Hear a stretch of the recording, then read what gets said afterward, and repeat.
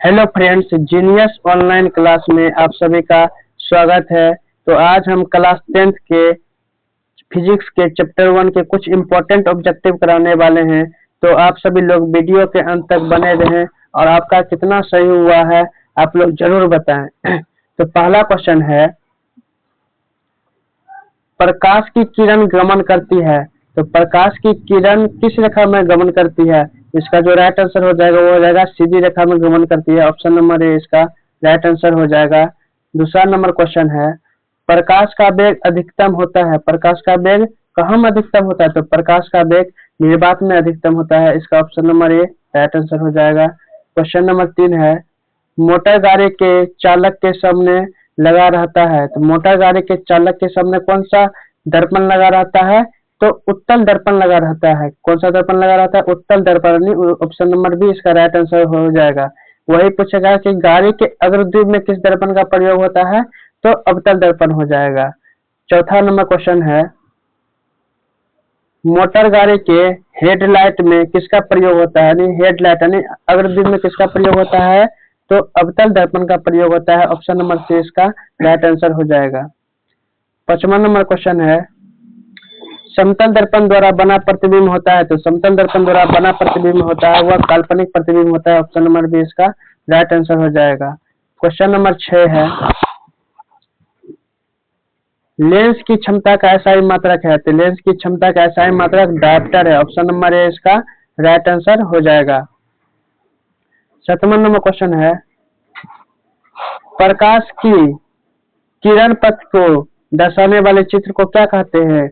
Option है किरण आरेख, option B है फोकस, ऑप्शन सी है किरण पुंज, ऑप्शन डी है इनमें से सभी। इसका जो राइट आंसर हो जाएगा वो हो जाएगा किरण आरेख। ऑप्शन नंबर ए इसका राइट आंसर हो जाएगा। वही पूछेगा कि किरण पुंज किसे कहते हैं? तो प्रकाश के समूह को किरण पुंज कहते हैं।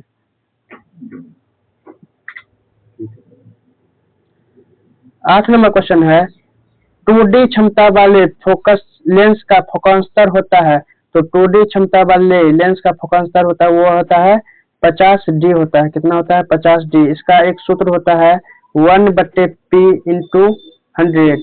देखिए यहाँ पर P का मान कितना है? P का मान यहाँ पर 2 है, इंटू 100 करेंगे।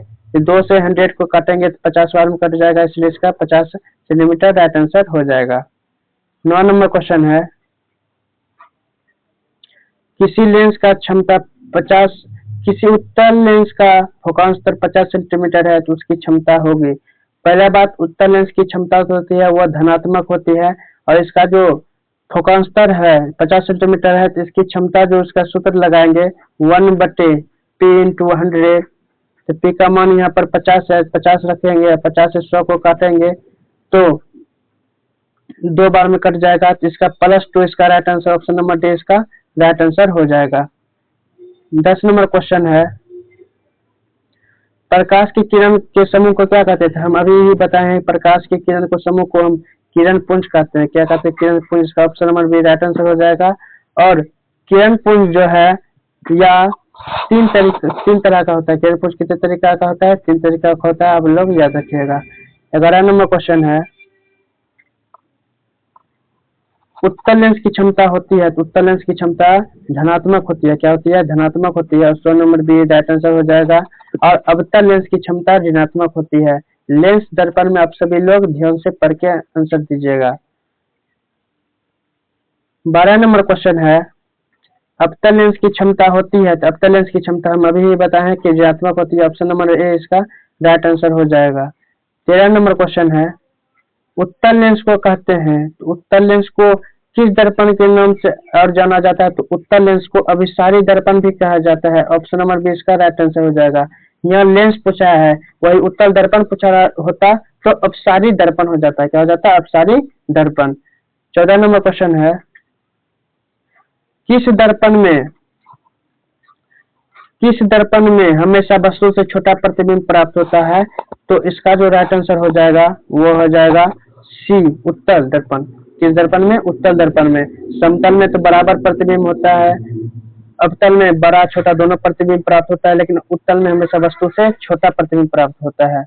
15 नंबर क्वेश्चन है, प्रकाश के परावर्तन के कितने नियम है? प्रकाश के परावर्तन के कितने नियम है? आप सभी को याद ही होगा, प्रकाश के परावर्तन के 2 नियम होते हैं। कितने? 2।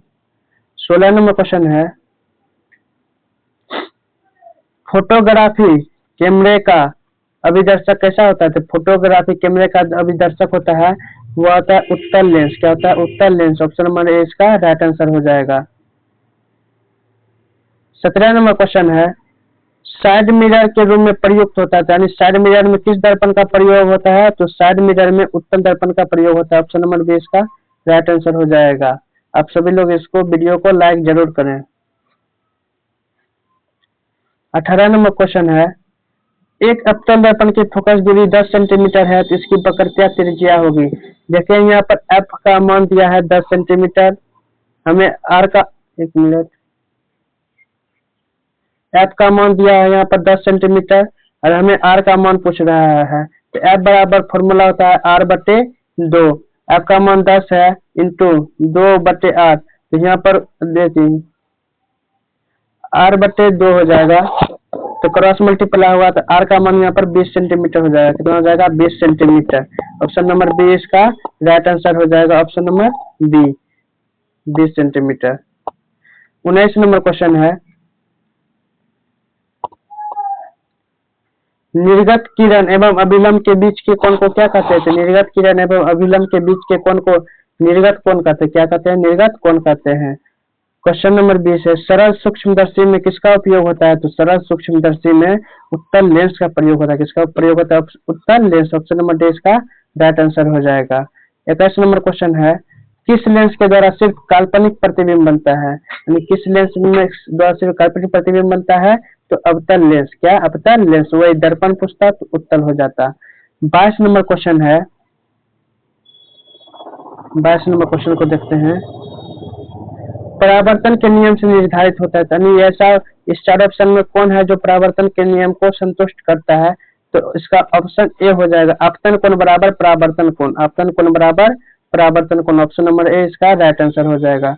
23 नंबर क्वेश्चन है, काल्पनिक प्रतिबिंब होता है, तो काल्पनिक प्रतिबिंब कैसा होता है? सीधा होता है, उल्टा होता है, दोनों होता है, इनमें से कोई नहीं। इसका जो राइट आंसर हो जाएगा वो हो जाएगा सीधा। ऑप्शन नंबर ए इसका राइट आंसर हो जाएगा। वही पूछता है वास्तविक प्रतिबिंब, तो वास्तविक प्रतिबिंब उल्टा होता है।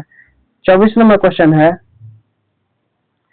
लेंस में मुख्य फोकस की संख्या कितनी होती है? तो लेंस में मुख्य फोकस की संख्या 2 होती है। कितनी होती है? 2 होती है। ऑप्शन नंबर इसका राइट आंसर हो जाएगा।